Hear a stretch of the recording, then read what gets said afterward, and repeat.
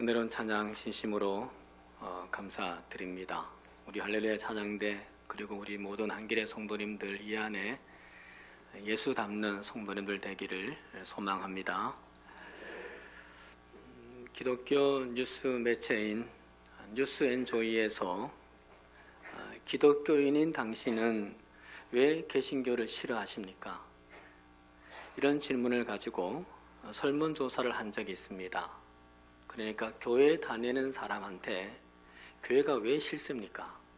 라는 설문조사입니다. 답이 7개의 범주로 모아졌습니다. 첫째, 말 따로 행동 따로이다. 둘째, 사랑은 없고 욕심만 가득하다. 셋째, 권력과 결탁되어 있다. 넷째, 수준 미달의 목사들이 많다. 뜨끔합니다. 다섯째, 예수천당 불신지옥을 외치며 타 종교에 배타적이다. 여섯째, 헌금을 강요하고 재정 사용이 불투명하다. 마지막 7번째, 끼리끼리 놀고 끼지 못하는 사람은 왕따시킨다. 다행히 아멘을 아무도 안 하셨어요. 7개를 다시 하나로 요약하면 이렇게 되는 것 같습니다. 행함의 부재, 그 행함의 부재 중에 사랑의 부재라고 말할 수 있습니다. 기독교인이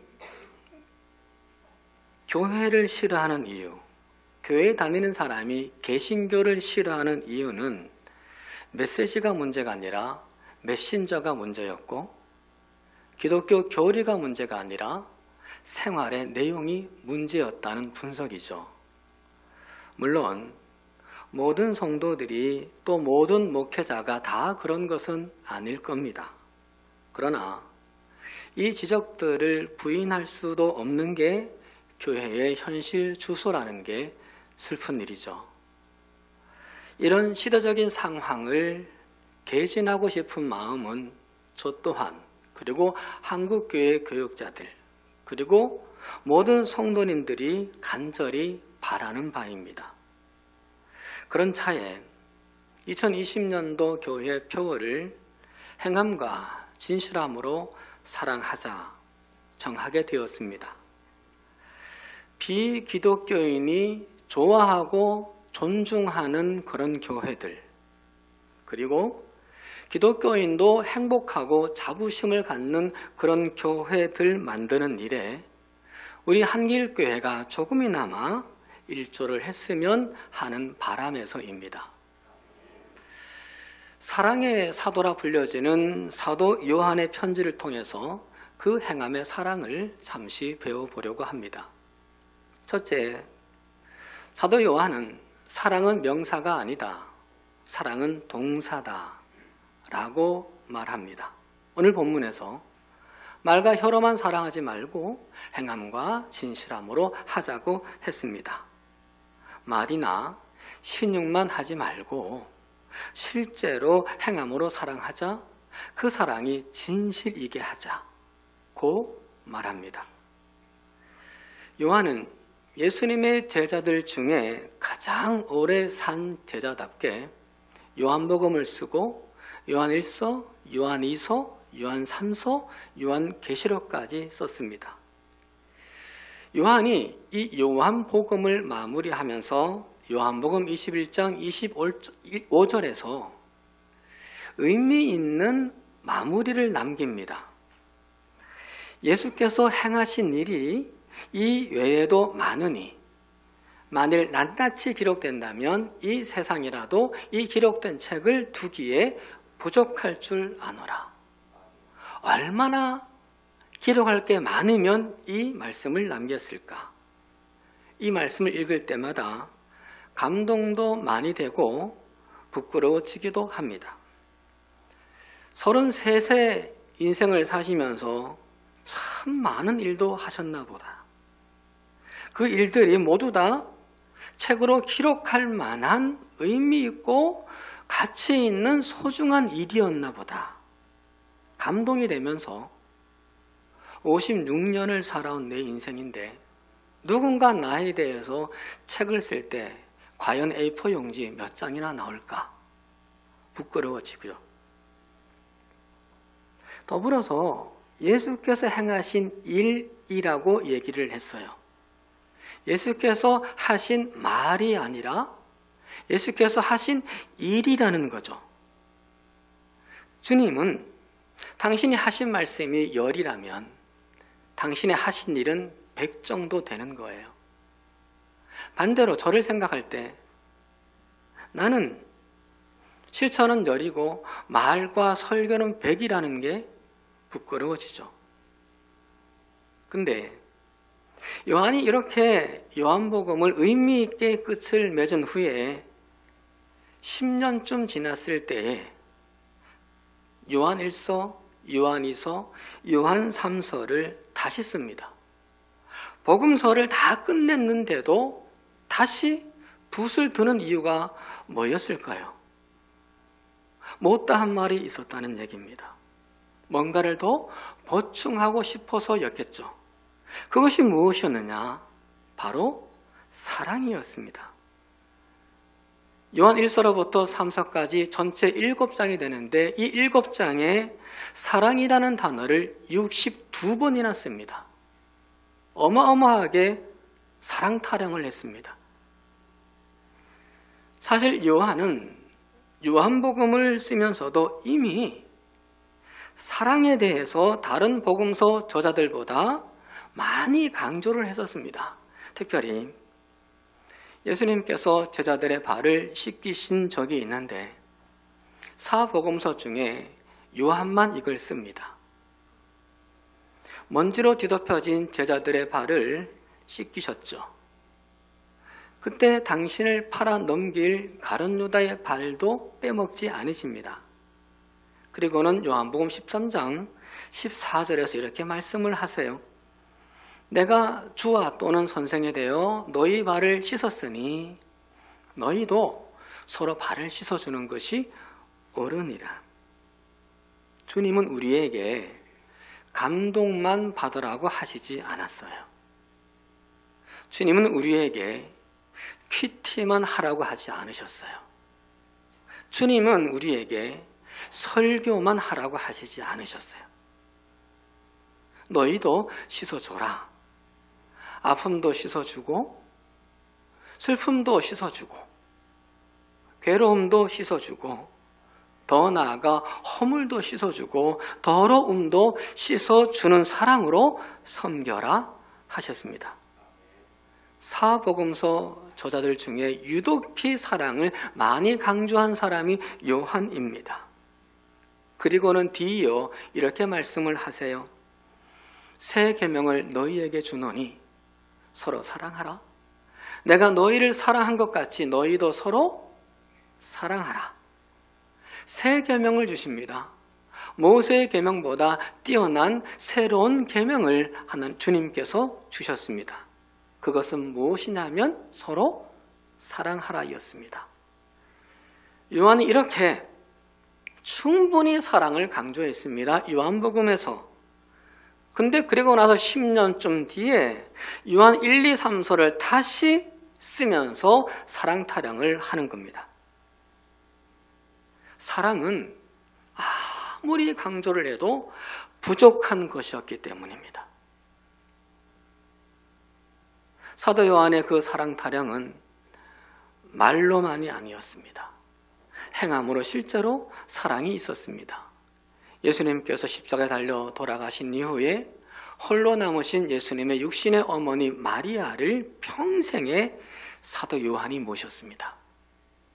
다른 사람에게도 마찬가지였습니다. 사람들을 부르는 호칭부터가 요한은 남달랐습니다. 요한 1, 2, 3서 전체 7장에서 형제라는 단어를 16번이나 씁니다.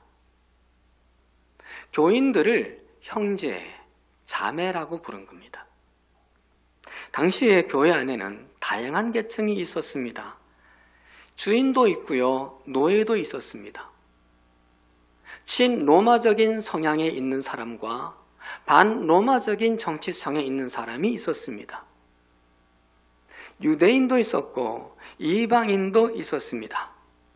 그런 곳에서 서로를 향하여 형제여 라고 부르는 것은 대단히 로마 시대의 충격적인 사건입니다.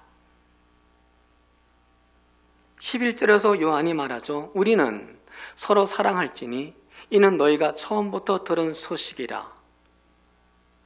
사랑이 만들어낸 기적이었던 겁니다. 사랑이 만들어낸 기적. 그리고 바로 그 뒤에 12절에서 요한이 이상한 말씀을 기록합니다. 가인같이 하지 말라. 뜬금없이 가인같이 하지 말라. 사랑하라 하고는 가인같이 하지 말라고 합니다. 무슨 뜻일까요? 가인처럼 살인하지 말라는 걸까요? 가인처럼 질투하지 말라는 걸까요? 가인처럼 나쁜 예물 바치지 말고 좋은 예물을 드리라 이걸까요? 이 또한 답이 아닌 건 아니지만 명확하진 않습니다. 좀 더 정확한 답을 찾기 위해서는 창세기 4장으로 올라가야 할 것 같습니다. 하나님께서 가인에게 묻습니다. 네 아우 아벨이 어디 있느냐? 그러자 가인이 당당하게 대답하기를 내가 내 아우를 지키는 자니까? 바로 이거였습니다. 내가 저 사람을 지키는 자니까? 내가 저 성도를 지키는 자니까? 그러지 말라는 겁니다. 그래서는 사랑이 안 된다는 겁니다. 나만 살아있으면 되지. 나만 잘 되면 되지. 나만 편하면 되지. 나만 믿으면 되지. 나만 교회 다니면 되는 거지. 그러지 말라는 거예요. 그런 마음으로는 서로 사랑이 불가능하니 가인처럼 내가 아벨을 지키는 자니까 그러지 말라는 거예요. 반대의 사람도 있습니다. 마태복음 8장의 로마 백부장의 예수님께 도움을 청하는데 내용인즉슨 어린 종을 고쳐달라는 거였습니다. 당시의 종은 어떤 존재입니까? 주인 마음대로 부려먹다가 버려도 되는 게 종입니다. 아프면 그냥 버립니다. 팔아넘깁니다. 게다가 그가 도움을 청하고자 하는 대상은 어린 종이었습니다. 없어도 전혀 불편하지 않는 어린 아이 노예입니다. 내가 그따위 종을 지키는 자니까? 내가 저렇게 힘없고 무가치하고 내게 도움 안 되는 자를 지켜야 하는 겁니까? 해도 무방한 존재가 어린 아이 종이었습니다. 그런데 백부장은 그 어린 노예를 위해서 직접 예수님을 찾아가서 엎드려서 매달리며 고쳐달라고 기도합니다. 그러자 주님 말씀하시죠. 내가 진실로 너희에게 이르노니 이스라엘 중 아무에게도 이만한 믿음을 보지 못하였노라. 로마 사람을 향하여 이스라엘 중에서도 이만한 믿음을 보지 못했다라고 극찬을 하죠. 주님이 인정하시는 최고의 믿음, 이만한 믿음을 보지 못했다고 하는 그 최상의 믿음은 나는 내 아우를 지키려고 합니다. 따스한 마음을 가진 사람이었습니다. 나는 저 볼품없는 사람, 저 약한 사람, 저 힘없는 사람, 저 귀퉁이에 있는 사람, 종과 같고 노예 같은 저 사람도 지키려고 합니다. 하는 그 예수님의 마음으로 무릎을 꿇고 그 사람을 위해 기도하는 사람이라는 겁니다. 그 사람이 최고의 믿음이라는 겁니다. 이렇게 하려면 서로를 알아야겠죠. 알아야 사랑하죠. 재미있는 우화에 숫사자와 암소가 결혼을 했습니다. 남편인 사자는 아내를 너무도 사랑했기에 아내를 위해 늘 신선한 고기를 구해줬습니다. 암소는 싫었지만 내색하지 않고 먹었습니다. 또한 암소는 남편을 위해 신선한 건초를 준비해서 대접했습니다. 숫사자도 싫었습니다. 하지만 아내를 실망시키지 않으려고 억지로 매번 건초를 먹었습니다. 하지만 그런 일이 반복이 되면서 둘은 함께 살기 어렵다는 결론을 내립니다. 둘은 여전히 사랑했지만 헤어지기로 했습니다. 헤어지면서 그들은 각자가 둘 다 이렇게 말했습니다. 나는 최선을 다했는데. 상대방을 바로 알지 못하고 상대방이 원하는 것을 바로 알지 못하고 내 방식으로 사랑했기에 일어난 파탄이었죠. 사랑하는 여러분, 우리가 제대로 사랑하려면 제대로 아는 게 중요하겠죠. 어떻게 알아갈까요? 목장에 들어가시고 남녀 선교의 기간에 들어가시고 사랑방에도 들어가고 봉사 소그룹에 들어가면 알게 됩니다. 특히 목장에 들어가면 잘 알게 됩니다. 바라기는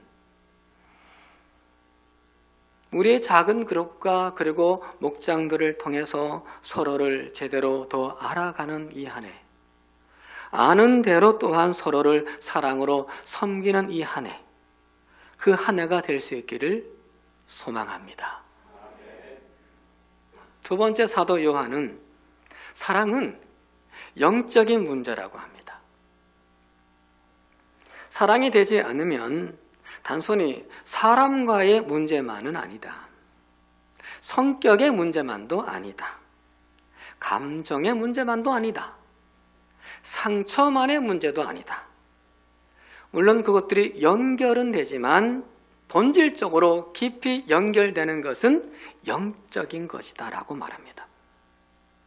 요한은 우리의 사랑의 출처가 주님의 사랑이라고 말씀을 하는데 16절에 그가 우리를 위하여 목숨을 버리셨으니 우리가 이로써 사랑을 알고 우리도 형제들을 위하여 목숨을 버리는 것이 마땅하니라.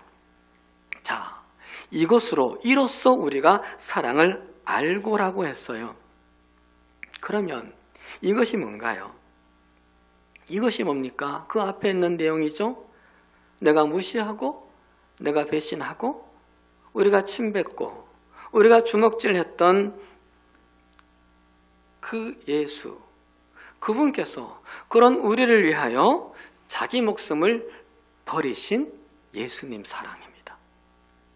이 사랑을 알므로써 우리가 뭐를 알아요? 사랑을 비로소 아는 거예요. 예수 그리스도의 십자가 사랑을 알 때서야 비로소 참 사랑을 알게 된다라고 말합니다. 사랑은 이론으로 아는 게 아니에요. 사랑은 책으로 배우는 것도 아니에요. 진짜 사랑은 예수 그리스도의 십자가 사랑을 믿게 되고 그 사랑을 내가 알게 되고 그 사랑을 내가 경험하게 되고 그 사랑이 내 안에 쌓여질 때서야 진정한 사랑을 알게 되었다는 겁니다. 그리고 뒤에서 뭐라고 말씀하세요? 우리가 이로써 사랑을 알고 우리도 형제들을 위하여 사랑하는 것이 마땅하니라고 말하죠. 무슨 얘기입니까? 나를 향하신 그 십자가의 사랑을 내가 알 때, 십자가 사랑에 내가 부딪힐 때, 그걸 경험할 때 비로소 나도 사랑하는 일이 가능해진다는 겁니다. 사랑은 그렇게 하는 거다는 거죠. 그러니까 사랑은 영적인 문제라는 겁니다. 사랑은 신앙의 문제이고 믿음의 문제라는 겁니다. 이 서신을 쓰는 사도 요한도 그랬어요. 요한의 옛날의 별명이 뭐였습니까? 번개의 아들, 우레의 아들, 천둥의 아들이었어요. 이 말은 성격이 불 같다는 얘기예요. 한마디로 성질이 더럽다는 거죠. 날 미워하는 사람이 있으면, 나 건드리는 사람이 있으면 반드시 갚아야만이 오늘 저녁에 잠을 자는 사람. 옛날에 저와 같은 사람. 야고보가, 요한이 그랬어요. 그랬던 그가 요한 1, 2, 3서에서 사랑을 62번이나 말하고요. 당신을 괴롭히는 사람들까지도 형제라고 말을 했다는 것. 그것이 어떻게 가능했을까요? 비결은 십자가 사랑이었던 겁니다. 요한이 스스로 말하고 있는 것처럼 십자가 사랑을 알아서 그리고 나서 사랑을 하게 되었다는 거예요. 십자가 사랑 모르기 전에는 역시 천둥의 아들이었어요. 그러나 그가 십자가를 알고 예수 십자가를 보고 그 예수 십자가를 심령에 믿게 되고 경험을 하고 나서 달라지더라는 거죠. 정말 그 십자가 사랑이 내 심령에 들어오니까 성질의 요한이 사랑의 요한으로 바뀌어지더라는 거죠. 그것이 바로 요한이 사랑하게 된 비결이었으니 사랑은 영적인 문제라는 겁니다. 요한일서 4장 11절에서도 다시 말씀을 하시죠. 사랑하는 자들아, 하나님이 이같이 우리를 사랑하셨은즉 우리도 서로 사랑하는 것이 마땅하도다. 요한이 말하고 있는 본질은 뭡니까?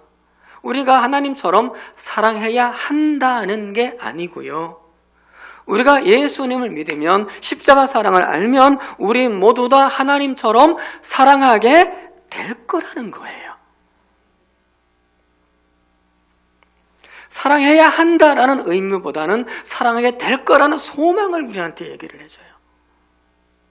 너도 사랑할 수 있다는 거예요. 나 같은 자도 사랑의 사람으로 바뀌었는데 너희도 가능하다는 거예요. 우리도 가능하다는 거예요. 사랑하지 못하는 사람은 그 사람이 나빠서가 아니라는 거예요. 단순히 성격이 나쁘거나 감정이 메마르거나 상처가 많거나 정말 성질이 더러워서가 아니라는 거예요. 하나님의 사랑의 불을 미처 받지 못했기 때문에, 십자가의 그 사랑의 불이 꺼졌기 때문이라는 겁니다. 우리가 미움이 생길 때 뭐를 봐야 되느냐? 미워하는 그 사람을 주목하는 것이 아니라 십자가를 주목하는 거예요.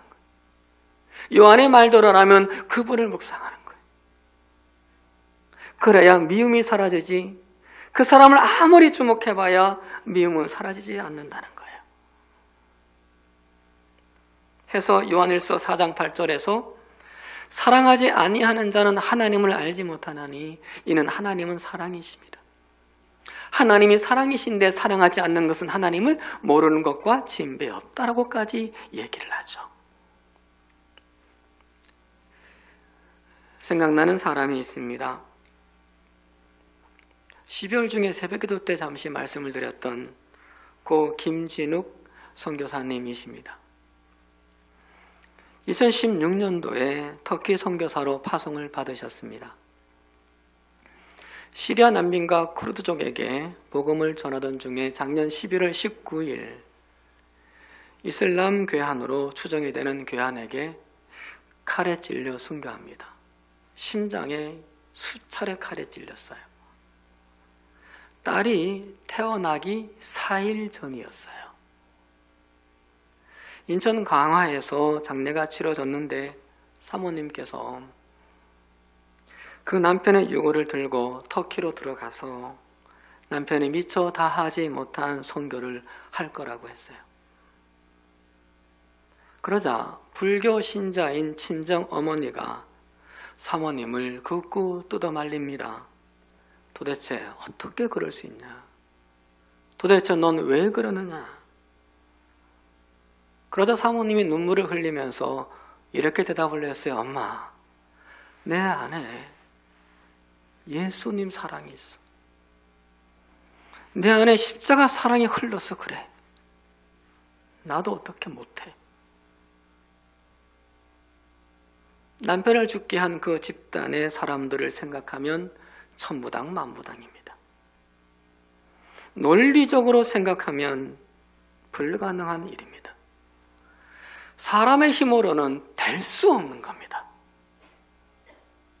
그런데 사모님 안에 있는 예수님의 십자가 사랑이 사모님을 그렇게 몰고 가는 거였습니다. 자기 의지가 아니었습니다.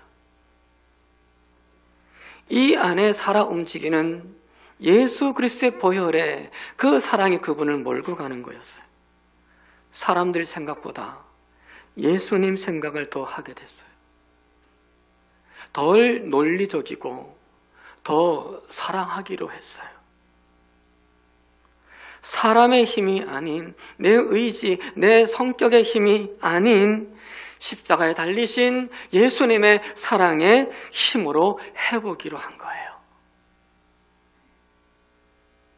해서 미움을 받아도 미움의 사람이 되지 않았고, 죽임을 당해도 죽이는 사람이 되지 않았어요. 여러분, 우리도 내가 받은 그 십자가의 사랑이 내 안에서 잠들지 않고, 내 안에서 잠자지 않고 나를 통해 내 주변에 살아날 수 있기를, 이 안에 그렇게 살아나는 한 해가 되기를 소망해 봅니다. 세상이 여러분을 미워해도, 세상이 여러분을 아프게 해도, 그 누군가가 여러분에게 상처를 줘도 모든 것을 이겨냈던 주님의 그 사랑으로 우리 또한 그 모든 것들을 이겨낼 수 있기를 주님의 이름으로 축원합니다. 마지막 세 번째, 내가 사랑하는 사랑에는 하나님의 능력이 임한다. 내가 사랑하는 사랑의 그 자리에 하나님의 축복이 임한다고 말합니다. 22절을 보면 무엇이든지 구하는 바를 그에게 받나니 이는 우리가 그의 계명을 지키고 그 앞에서 기뻐하시는 것을 행함이라. 자, 여러분, 구하는 건 뭐든지 준다고 하십니다. 이보다 좋은 로또는 없어요. 무엇이든지. 근데 문제는 누구한테 이 능력이 오나요? 누구한테 이 복이 오나요? 계명을 지키고 그 앞에서 기뻐하시는 것을 행하는 자라고 말씀을 하시는데, 그럼 그 계명은 뭔가요? 그 계명만 찾으면 돼요. 바로 뒤에서 답을 주세요. 23절이죠. 그의 계명은 이것이니 곧 그 아들 예수 그리스도의 이름을 믿고 그가 우리에게 주신 계명대로 뭐요? 서로 사랑하는 계명이었어요. 서로 사랑할 때, 내가 누군가를 사랑할 때, 그때 내가 무엇을 구해도 주신다는 약속이에요. 뭐든지 좋다는 약속입니다. 사랑할 때 기도 응답이 더 잘 된다, 이 얘기인 거예요. 사랑 많은 교회가 좋은 교회라는 거죠. 사랑 많은 교회가 능력 있는 교회라는 거죠. 그 무엇보다 우리 교회가 이런 교회 되면 좋겠어요. 그런 교회 축복의 길이 열려요. 제가 그저께도 속이 상한 게 주차장 때문에 속이 상해가지고요. 어떤 목사님들이 저를 만나려고 왔는데 차 세울 데가 없다는 거예요. 그래서 제가 알아서 세우세요 그랬어요. 목사님들이 그것도 못 하시겠어요. 우리가 눈치로 먹고 사는 사람들이라 아무데나 세우면 되거든요. 근데 그리고 속이 답답하더라고요. 주차장 부족하지. 이 예배 드릴 때 저 4층에서 마이크 대면 소리가 들려요. 잘 들으면요 들리지. 저 4층에서는 조심조심합니다. 상가할 때도 조심하고 애들 다닐 때도 조심하고, 무슨 뭐 찬양대회 할 때 작년에 보니까 갈 곳이 없어요. 연습할 데가 없어요. 바글바글 서로 자리 다투려고. 그러니 부족한 게 너무 많아요, 저희가. 자. 그럼 우리가 어떻게 해야 될 건가? 그럼에도 불구하고 불편한 게 만 가지인데 그 만 가지의 불편함 속에서도 얘가 행복하려면 어떻게 해야 될까? 서로 사랑하자. 그럴 때 내가 무엇인지 구하면 주신다. 거기에 은혜가 온다. 그 교회가 좋은 교회. 이런 교회 다니는 성도들이 행복한 성도들이겠죠. 우리가 이왕 믿는 거 행복한 성도 돼야 되지 않겠어요? 그 소망을 이루기 위해 우리 모두 다 이 안에 행함과 진실함으로 서로 사랑하기에 조금씩 애쓰는 한 해가 되기를 소망합니다. 누가복음 7장에 보면요, 눈물로 예수님의 발을 적시고 머리털로 그 발을 닦고 그 발에 향유를 부은 여인이 나와요. 이때 예수님이 베드로에게 물어요. 그 여인을 보면서 주인이 500데나리온과 50데나리온 탕감을 했을 때 누가 더 주인을 사랑하겠느냐. 이때 베드로가 탕감함을 많이 받은 자니이다라고 즉각 대답을 했고 주님은 옳다라고 말씀을 하셨어요. 근데 그리고 나서가 문제예요. 그 뒤에 여인에 대해서 베드로에게 이렇게 말씀을 하셨어요. 내가 네게 말하노니 그 여인의 많은 죄가 사라졌도다. 이는 그 여인의 사랑함이 많음이라. 자, 여러분 잘 생각해 볼까요?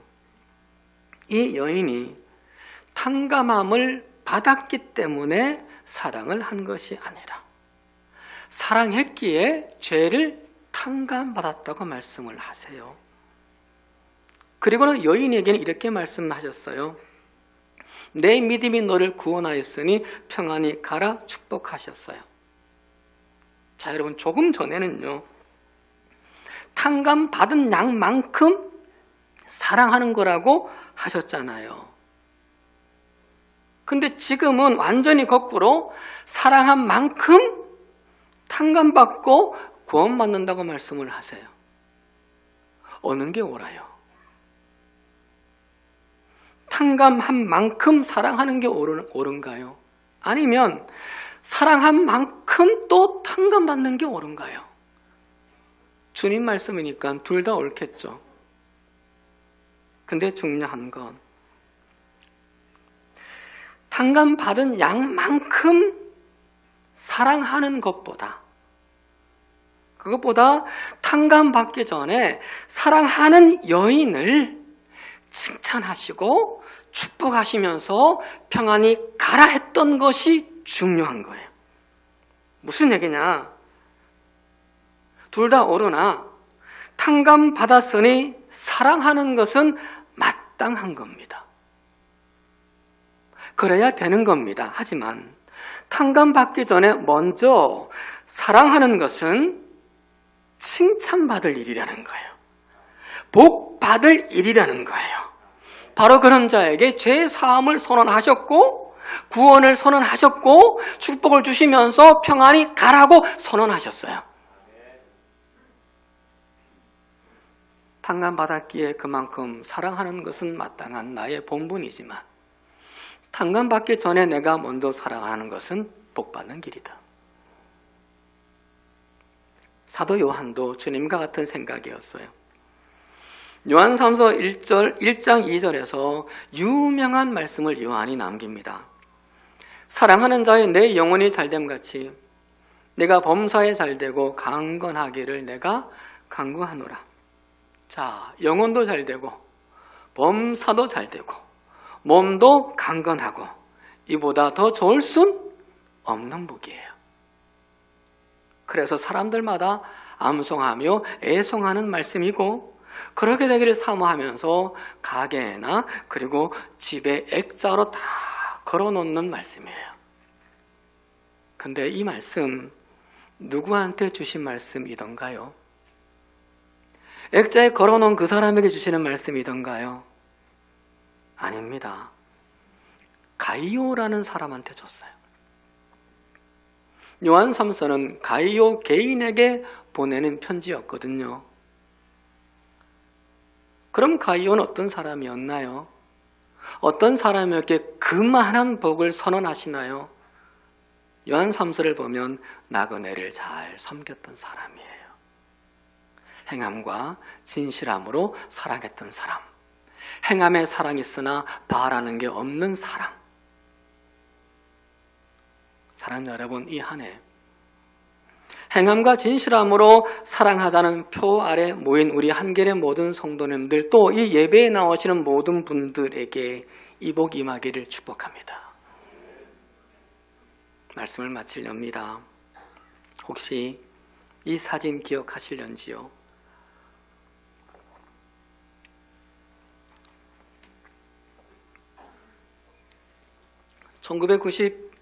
(1995년) 카리와 브리엘 쌍둥이가 태어났어요. 예정일보다 그런데 12주 일찍 태어났어요. 몸무게가 1kg가 채 안 됐어요. 그래서 각각 인큐베이터에 들어가게 됩니다. 근데 카이리는 잘 자랐는데 브리엘의 상태가 악화가 되고 죽음 직전에 몰리게 됩니다. 이때 19년 경력 차인 게일 간호사가 과거 유럽에서 써오던 미수가 치료법을 제안을 했는데 죽어가는 그 브리엘을 카리의 인큐베이터에 함께 넣는 거였습니다. 의사는 병원 방침에 어긋난다는 이유로 고민을 한참을 하다가 부모의 동의를 얻어서 한 인큐베이터에 나란히 눕혔습니다. 근데 그 순간에 기적 같은 일이 벌어졌습니다. 카이리가 손을 뻗었습니다. 그리고 브리엘의 어깨를 포옹하듯이 안는 거였습니다. 그 갓난 애가. 그러자 더 놀라운 것은 브리엘의 심장이 점점 안정을 찾았고 혈압과 체온이 정상으로 돌아왔습니다. 간호사도 처음에는 기계가 오작동한 줄 알았을 정도로 놀라운 일을 경험을 한 겁니다. 이 두 자매, 바로 이 사람들이 카리와 브리엘입니다. 사랑하는 여러분, 지금 우리 주변에 누군가가, 우리 한길교회 안에 누군가가 나의 포옹을 기다리고 있습니다. 이 한 해 2020년 동안 누군가가 목장에서 남성교회 또는 여전도회 또는 내가 있는 사랑방 또는 내가 섬기는 그 봉사의 자리에서 나의 손길을 기다리는 사람이 있게 될 겁니다. 그 누군가에게 카리처럼 아주 작은 손, 카리의 손은 의사의 손이 아니었습니다. 어른의 손도 아닙니다. 지극히 작은 그 손이었습니다. 그리고 작은 마음, 작은 힘, 그리고 작은 사랑.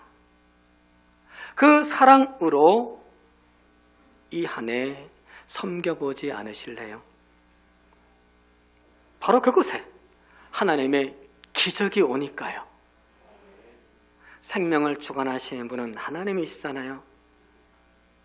분명히 그 기적은 하나님의 기적이었어요. 우리의 사랑이 머무는 그 사람에게는 소망과 구원이 갈 거고요. 사랑하는 내게는요, 칭찬을 주시고요, 기도 응답을 주시고요, 축복을 주시고요, 평안하라 선언이 올 줄로 믿습니다. 그 복이 우리 모두에게 주고 오는 역사가 있어지기를 주의 이름으로 축원합니다. 기도하십니다. 하나님, 올 한 해 행함과 진실함으로 사랑하고자 합니다. 거창하게 표를 정한 듯합니다. 하나 카이르처럼 작은 손, 작은 마음, 작은 힘, 작은 사랑일지라도 어깨동무할 수 있게 하시고 품어보게 하시고 섬기는 손길 대보고자 합니다. 거기에 하나님의 기적을 하나님이 베풀어 주시옵소서. 하여 우리가 섬기는 그 사람에게는 소망과 구원이 가며 섬기는 우리에게는 칭찬과 기도응답과 축복과 평안이 오게 하여 주옵소서. 예수 그리스도의 이름으로 기도드리옵나이다. 아멘.